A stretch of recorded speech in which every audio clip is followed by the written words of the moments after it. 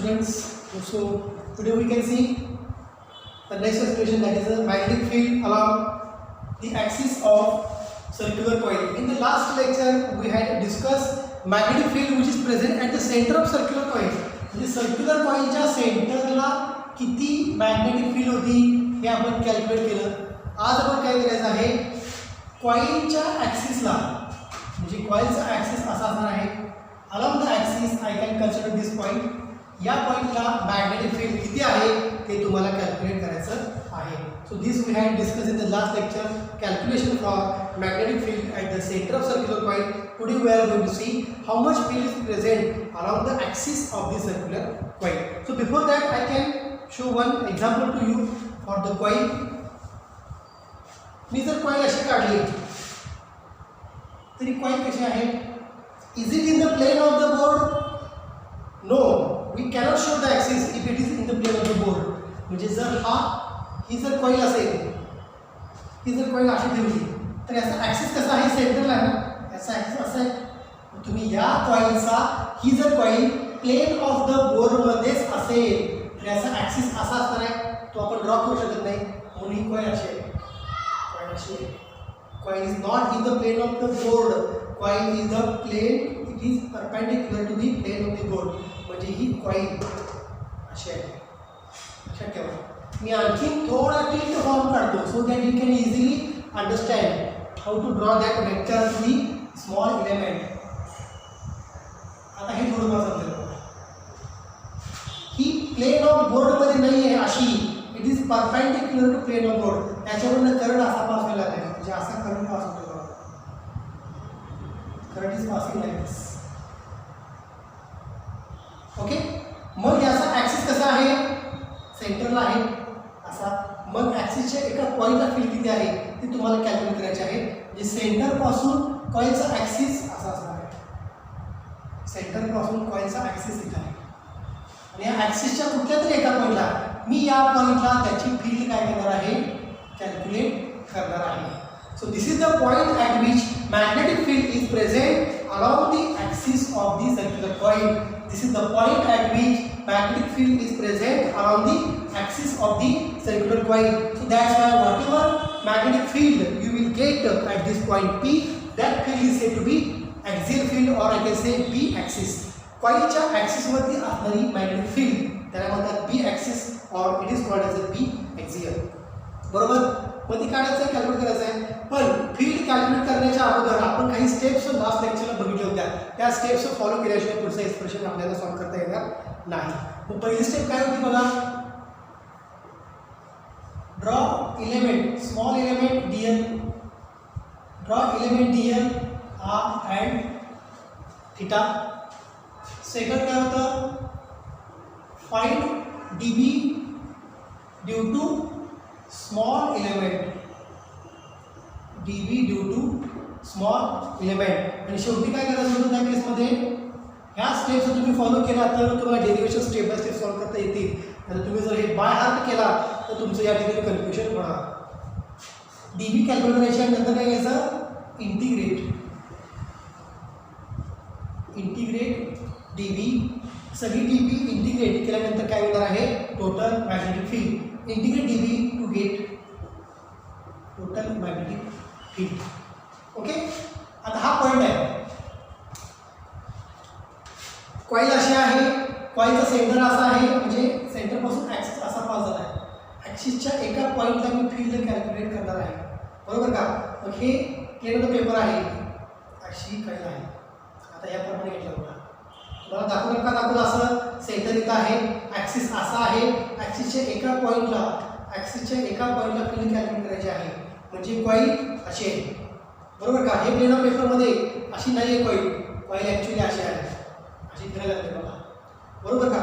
मग ही कॉइल अशी आहे, इथून हा पॉईंट घेतला, इथून मी काय करतो, कॉइलच्या एका स्मॉल एलिमेंटला हा पॉईंट कनेक्ट करतो. आता स्मॉल एलिमेंट म्हणजे बघा, कॉइल अशी आहे, इथे एक स्मॉल एलिमेंट असणार आहे, इथं स्मॉल एलिमेंट असणार आहे, स्मॉल एलिमेंट. वरच्या सरफेसचा मी स्मॉल एलिमेंट कन्सिडर करतो. सरफेस कसा आहे, असा आहे, कर्व आहे. एलिमेंट कसा आहे, असा आहे. तिथून काय करणार आहे, मी पॉईंट पीला तो एलिमेंट कनेक्ट करणार आहे. मग मी या ठिकाणी स्मॉल एलिमेंट घेतो. स्मॉल एलिमेंट डीएल बार.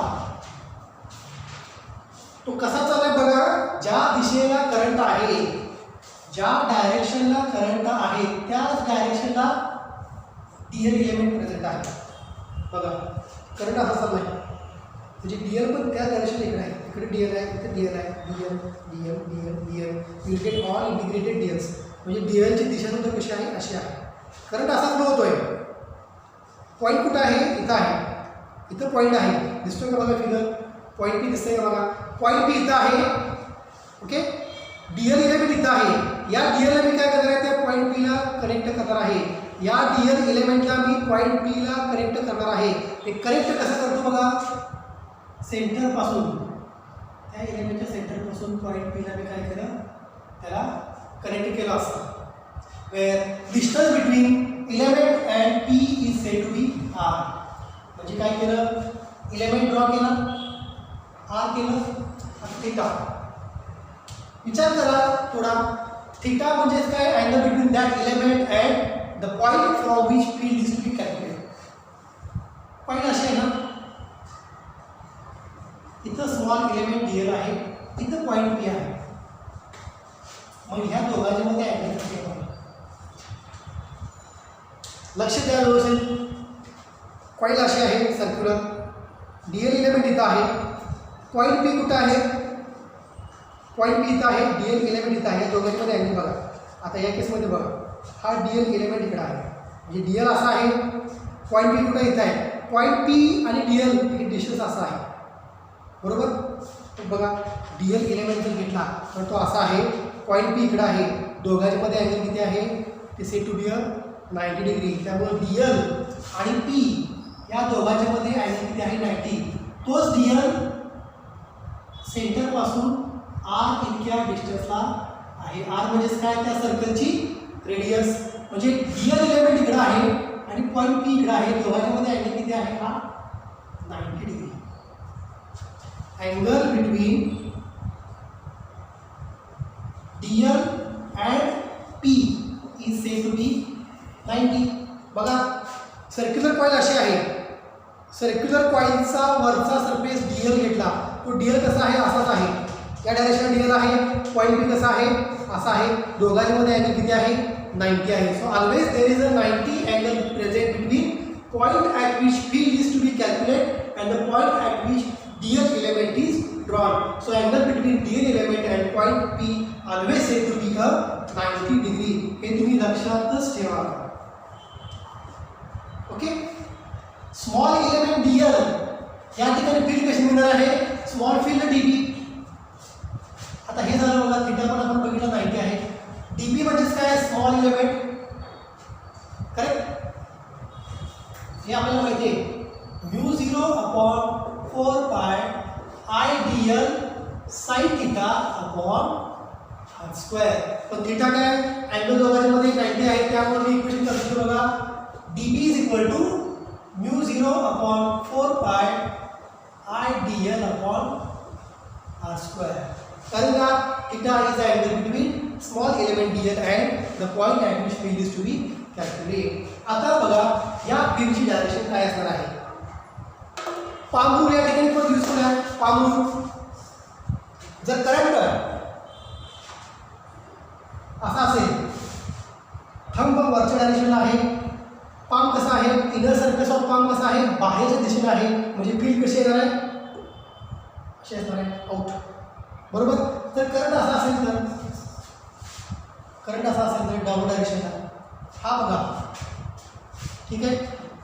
आता करंट खाली आहे, म्हणजे माझा थंब कसा गेलाय, खाली गेलाय, पण पामचा इनर सरफेस कसा आहे, आतल्या दिशेला आहे, त्यामुळे फील्ड कशी गेली, आत गेली, म्हणजे फील्ड आत जाते, ती दाखवली असते क्रॉस. हे आपण सगळी डिस्कस केले. डॉट म्हणजेच काय, फील्ड बाहेर आली, क्रॉस म्हणजेच काय, फील्ड आत गेली, युझिंग पाम रूल. या ठिकाणी आपण पाम रूल यूज करायचं.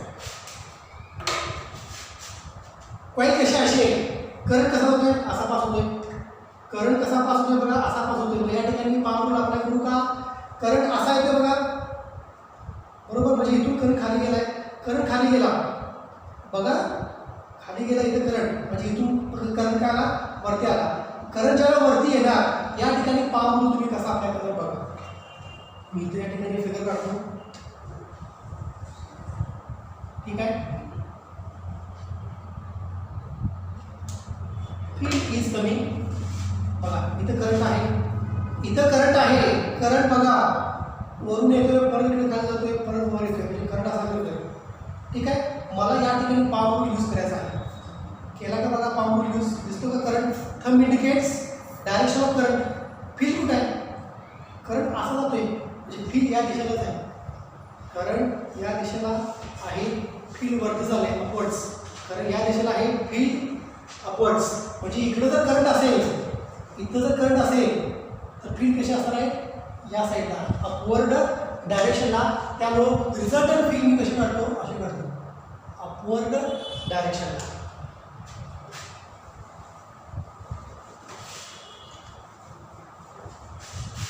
मी हा फॉर्म्युला या ठिकाणी एक्सटेंशन करतो बघा, μ0/4πIdl/r²,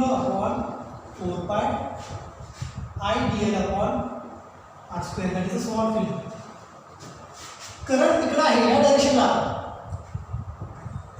परत सांगतो बघा इथे कन्फ्युजन करू नका, करंट असा यायला लागलाय म्हणजे माझा थंब मी असा घेतला ना, थंब म्हणजेच का डायरेक्शन ऑफ करंट, करंट असा यायला लागलाय म्हणजे फील्ड कुठे आहे, इकडे या डायरेक्शनला बाहेर पडले फील्ड, करंट असा येतोय म्हणजे फील्ड बाहेर आहे, बाहेरच्या दिशेने आहे, म्हणून या ठिकाणी करंट असा आहे, फील्ड बाहेरच्या दिशेने मी घेतली, that is a field dB. Small element dB साठी आपली चर्चा चालली आहे, टोटल फील्ड साठी चर्चा चालली नाही.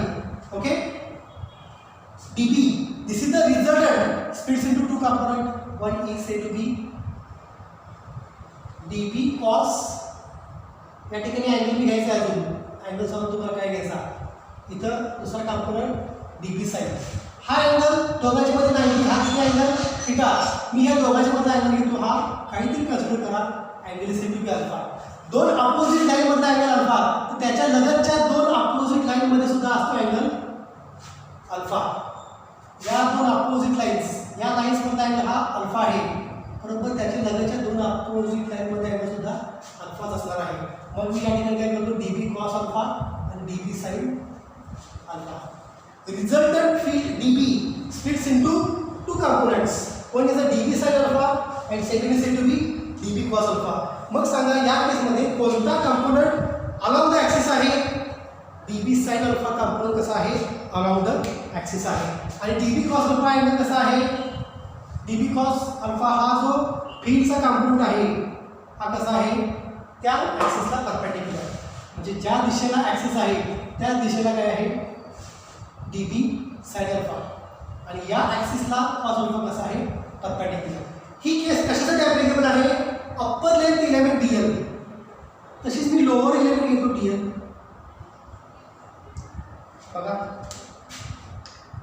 करंट असा आहे, आता मी लोअर इलेमेंट घेतो, लोअर इलेमेंट कसा आहे, असा आहे, त्याला काय करायचं आहे, लोअर इलेमेंट जर असा असेल तर त्याला काय करणार आहे, तुम्ही परपेंडिक्युलर काढणार आहे, म्हणजे परत इलेमेंट आणि त्या परपेंडिक्युलर लाईनमध्ये अँगल परत किती असणार आहे, 90, म्हणजे इथून परत मी त्याला काय करतो, पॉईंट पीला तो डायरेक्ट काय करतो, कनेक्ट करतो, बरोबर. लोअर इलेमेंट हे इथून परत सेम डिस्टन्स असणार आहे आर, हा अँगल सेम असणार आहे अल्फा, हे डिस्टन्स सेम असणार आहे आर. मग आता बघा या ठिकाणी परत काय, पाम रूल यूज करा.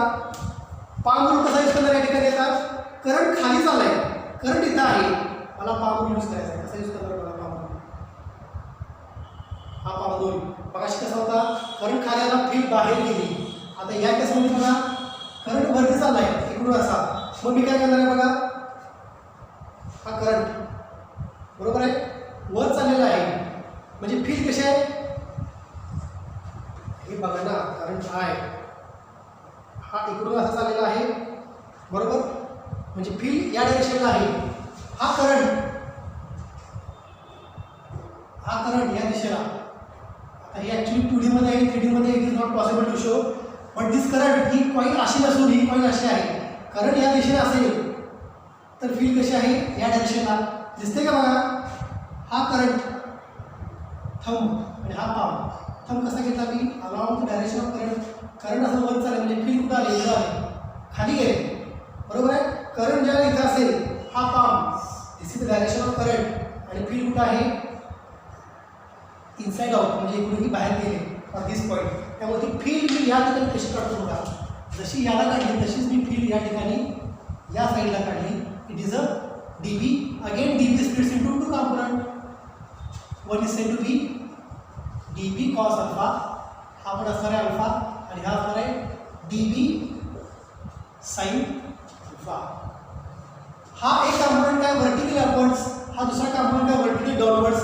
दोघे एकमेकांशी काय झाले, बॅलन्स झाले. त्यामुळे हे दोन कॉम्पोनंट सांगितले आपण कॅन्सल केले. म्हणजे फक्त कुठला प्रेझेंट राहिला आहे, जो कॉम्पोनंट ॲक्सिस वरती आहे, along the axis of coil आहे. कुठला along the axis of coil आहे, dB sin alpha एका पॉईंटसाठी वरच्या डायरेक्शनला, आणि dB sin theta हा खालच्या डायरेक्शनचा dBचा हा काय असणार आहे, dB sin alpha. म्हणजे बघा या dBचा हा इथे कॉम्पोनंट आहे आणि या dBचा हा इथं कॉम्पोनंट प्रेझेंट आहे. म्हणजे मी दोन पॉईंटचे दोन कॉम्पोनंट घेतले. फक्त जर एक पॉईंट कन्सिडर केला, P पॉईंट कन्सिडर केला, एकच एलिमेंट कन्सिडर केला, तर तुम्हाला काय मिळणार आहे, एकच कॉम्पोनंट dB sin alpha. बरोबर, एका कॉम्पोनंटचा dB sin alpha. मी इथं आणखीन एक कॉम्पोनंट घेऊ शकतो dl, इथं आणखीन एक कॉम्पोनंट घेऊ शकतो dl, इथं आणखीन एक कॉम्पोनंट घेऊ शकतो dl. तर सगळ्या dl चे sin alpha कसे असणार आहेत, अलॉंग द ॲक्सिस असणार आहे. आणि सगळ्या dl चे cos alpha कसे असणार आहेत, ऑलवेज परपेंडिक्युलर टू ॲक्सिस. फक्त अँगल थोडा चेंज होईल, पण ते एकमेकांशी cos alpha कॅन्सल होणार आहे. सगळे sin alpha काय असणार आहेत, they are along the axis of the circular coil. आणि आपल्याला तेच घ्यायचं आहे. We are going to find magnetic field around the axis of circular coil. Circular कॉईलच्या ॲक्सिसला मॅग्नेटिक फील्ड किती आहे ते आपल्याला कॅल्क्युलेट करायचं आहे. म्हणून मी काय करतो बघा, एक इलेमेंट dl साठी किती फील्ड आहे, dB sin alpha. तर सगळ्या dl इलेमेंटला काय करणार आपण, सगळ्या dl इलेमेंटला काय करणार आपण, इंटिग्रेशन ऑफ dB. dl मुळे स्मॉल इलेमेंट मुळे काय मिळेल, field dB sin alpha. Number of element साठी काय होणार आहे, integration of dB, that is the integration of dB sin alpha. बघा again I can discuss for small element, for small element dl, field along axis is, field along axis is dB sin alpha. म्हणजे बघा dB sin alpha, dB ची value किती आहे, μ0 upon 4 pi into I dl upon r² into sin alpha.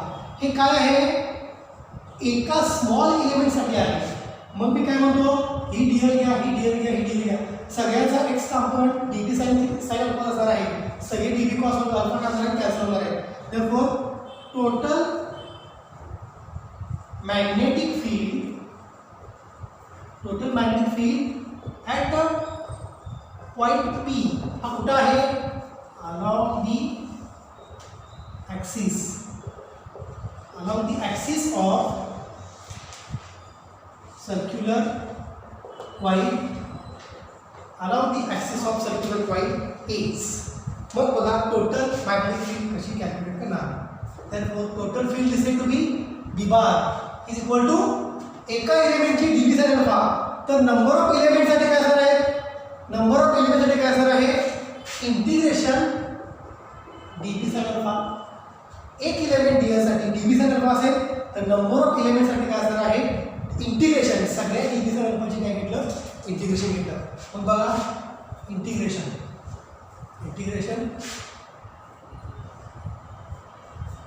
dB ची value काय,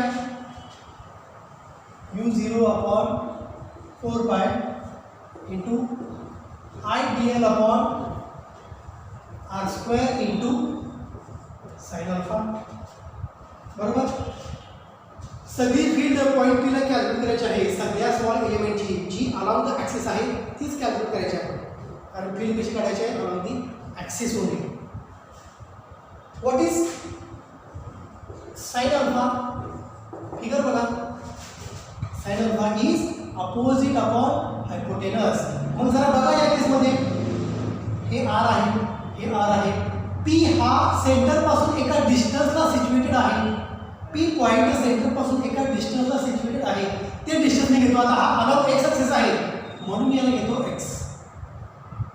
P is at a distance x from the center of circular coil, dl is at a distance r from the center of circular coil, and dl is at a distance small r from the point at which we are going to find the field. मग बघा Pythagoras theorem use करा आणि r ची value सांगा काय ते बघा. मी direct लिहू का r ची value square root of r square plus x square. r is equal to square root of r square plus x square. मग r ची व्हॅल्यू ही असेल तर r स्क्वेअर काय येणार आहे r square plus x square. आणि sin अल्फा ची व्हॅल्यू काय आहे बघा opposite r upon hypotenuse.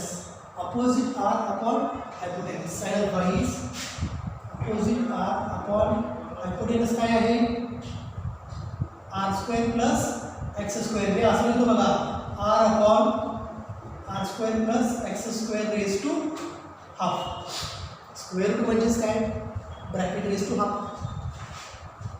And r square जर r स्क्वेअर एवढे असेल तर r स्क्वेअर काय येणार आहे directly small r square is equal to r square plus x square.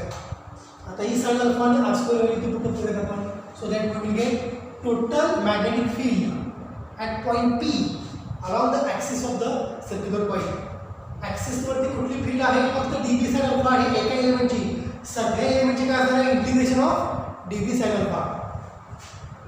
Integration μ0 upon 4 pi I dl. sin alpha मला किती आहे sin alpha r upon r square plus x square raise to 1/2 upon. आता आपण sin alpha ची value काढली r upon r square plus x square raise to 1/2. आता small r square ची value put करा r square plus x square. r square plus x square bracket आहे म्हणजे इथे काय असणार आहे रेज टू 1. काहीच नाही म्हणजे काय असणार आहे इट इज रेज टू 1. हे दोन टर्म जर ऍड केल्या तर काय होणार बघा. Therefore b bar is equal to μ0 upon 4 pi I dl r upon 1/2 plus 1 3 by 2. So r square plus x square raised to 3 by 2. Denominator मध्ये ऍड केला आहे काय मिळालं r square plus x square raised to 3 by 2. आता हे constant आहे current constant length constant r constant. हां length याच्यामध्ये काय होणार आहे चेंज होणार आहे r बाहेर निघतो. Therefore b bar is equal to μ0 upon 4 pi μ0 upon 4 pi into r, okay, dl upon r square plus x square μ0 I x square raised to 3 by 2.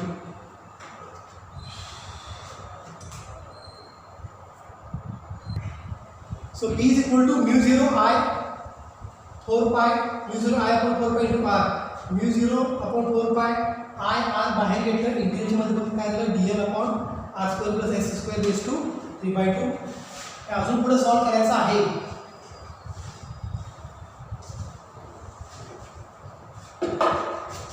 बघा therefore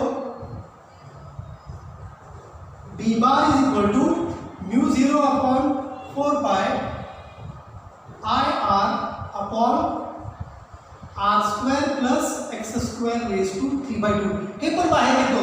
हे का बाहेर घेतलं r चेंज होते का नाही x चेंज होते का नाही फक्त काय चेंज होणार आहे dl. म्हणून मी काय घेतो integration of dl.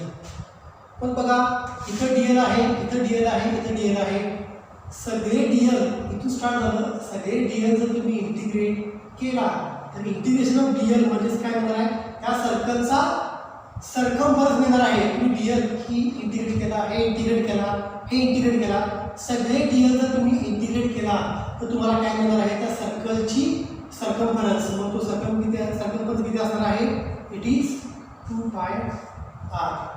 So I can write here μ0 upon 4 pi ir upon r square plus x square raise to 3 by 2. Integration of dl म्हणजे काय circumference of the circle 2 pi r. मी या ठिकाणी काही कॅन्सल करत नाही कारण मला एरियाच्या फॉर्ममध्ये इक्वेशन कन्वर्ट करायचं आहे. Therefore b bar is equal to μ0 upon 4 pi. बघा त्या केसमध्ये कसं होतं 2 इंटू आय 2 इंटू आय काय मिळालं pi r square 2 into I pi r square. फक्त टर्म लिहा अरेंज केली अशा फॉर्ममध्ये 2 I pi r square upon काय आहे परत r square plus x square raise to 3/2. Pi r square म्हणजेच काय सर्क्युलर कॉइलचा एरिया. पाय आर स्क्वेअर म्हणजेच काय सर्क्युलर कॉइलचा area. So μ0 2ia area 2ia upon 4 pi r square plus x square raise to 3/2. This is equation number 1. बुकमध्ये इथं हा point end होतोय. बुकमध्ये इथं हा पॉईंट एंड होतोय पण मी याच्या पुढे आणखी एक पॉईंट एक स्टेप पुढे डिस्कस करणार आहे. स्टेप काय आहे बघा.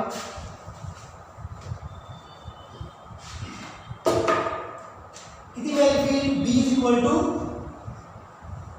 μ0 okay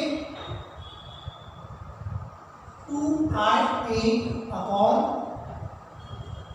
4 pi r square plus x square raise to 3/2. हे इक्वेशन कशासाठी आहे एक सर्क्युलर कॉइलसाठी त्याच्या ॲक्सिसवर असणारी मॅग्नेटिक फील्ड एकच कॉइल आहे त्याच्या ॲक्सिसवर असणारी मॅग्नेटिक फील्ड किती आहे एवढी आहे. म्हणजे मी याला म्हणतो 1 टर्न. कॉइलचा एकच टर्न आहे. सिंगल टर्न असेल तर फील्ड एवढी. नंबर ऑफ टर्न असेल तर हा एक टर्न दुसरा टर्न तिसरा टर्न चौथा टर्न पाचवा. म्हणजे नंबर ऑफ टर्न जर असतील कॉइलचे रॉडवरती तर काय असणार बघा B bar is equal to μ0 2nia 2nia. n म्हणजेच काय n म्हणजेच काय number of turns 4 pi r square plus x square raise to 3/2 for n number of turn. For n number of turn.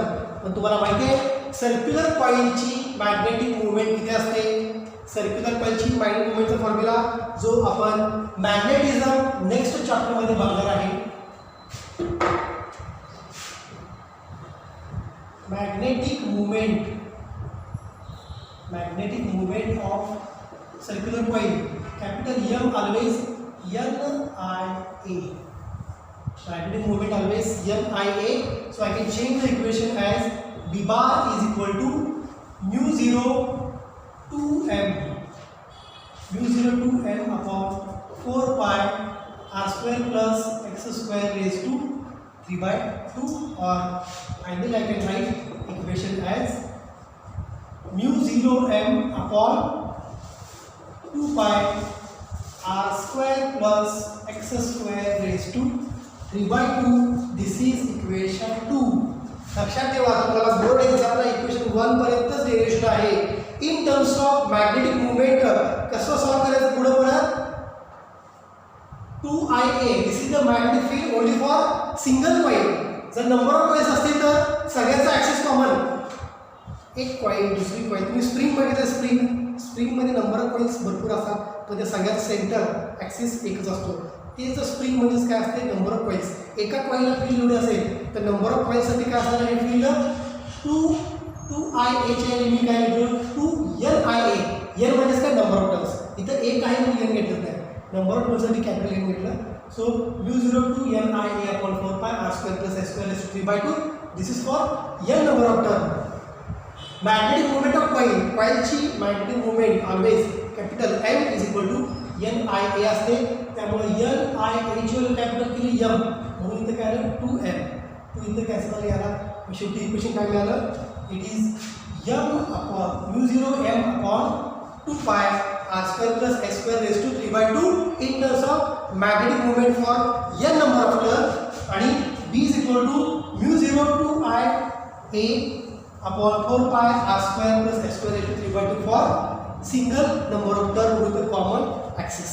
So this is the field along the axis of circular coil and this is the field along the axis of circular coil in terms of magnetic moment or in terms of magnetic moment here. NIA M put up करा किंवा I दिसेल तेव्हा काही problem नाही. पण board exam तुम्हाला इथपर्यंत solve करायचा आहे. हा पुढचा मी जे पार्टमध्ये कंप्लीट केला आहे in terms of magnetic moment.